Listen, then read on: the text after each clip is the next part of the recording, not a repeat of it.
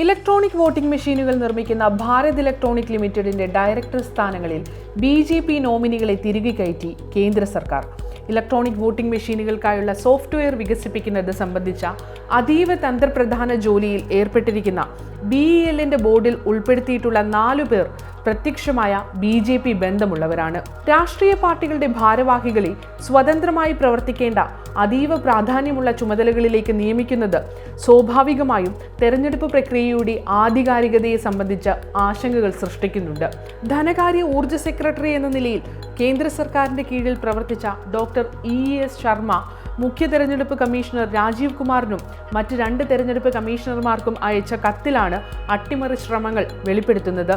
EVMകളുടെ കാതലായ ചിപ്പുകൾ ഉൾച്ചേർത്ത രഹസ്യ എൻക്രിപ്റ്റഡ് സോഴ്സ് കോഡിന്റെ വികസനം ഉൾപ്പെടെയുള്ള കാര്യങ്ങളിൽ മേൽനോട്ടം വഹിക്കുന്ന ഒരു സ്ഥാപനത്തിന്റെ പ്രവർത്തനങ്ങളിലാണ് ഒരു രാഷ്ട്രീയ പാർട്ടിക്ക് ഇടപെടാനുള്ള അവസരം ലഭിച്ചിരിക്കുന്നത്. ഡയറക്ടർ ചുമതലയിലുള്ള വ്യക്തിക്ക് ഇതിന്റെ എല്ലാ പ്രവർത്തനങ്ങളിലും ഇടപെടാൻ അധികാരമുണ്ട്. ഭാരത് ഇലക്ട്രോണിക്സ് ലിമിറ്റഡിന്റെ ഡയറക്ടർ ബോർഡ് അംഗങ്ങളിൽ ഒരാളായി അതിന്റെ വെബ്സൈറ്റിൽ കാണിച്ചിരിക്കുന്നത് രാജ്കോട്ടിൽ നിന്നുള്ള BJP ജില്ലാ പ്രസിഡന്റായ മൻസൂഖ് ഭായ് ശ്യാംജി ഭായ് ഖചാരിയെയാണ്. ഖചാരിയെ കൂടാതെ BELന്റെ മറ്റു 3 സ്വതന്ത്ര ഡയറക്ടർമാർക്കെങ്കിലും BJPയുമായി ബന്ധമുണ്ട്. തെരഞ്ഞെടുപ്പ് കമ്മീഷൻ പൂർണ്ണമായി അംഗീകരിച്ച BEL അതിന്റെ സോഴ്സ് കോഡ് ഒരു ഓപ്പൺ ഇൻഡിപെൻഡന്റ് ഓഡിറ്റിന് വിധേയമാക്കാൻ വിസമ്മതിച്ചത് ഈ പശ്ചാത്തലത്തിൽ സംശയങ്ങൾ ഉണർത്തുന്നതാണ്.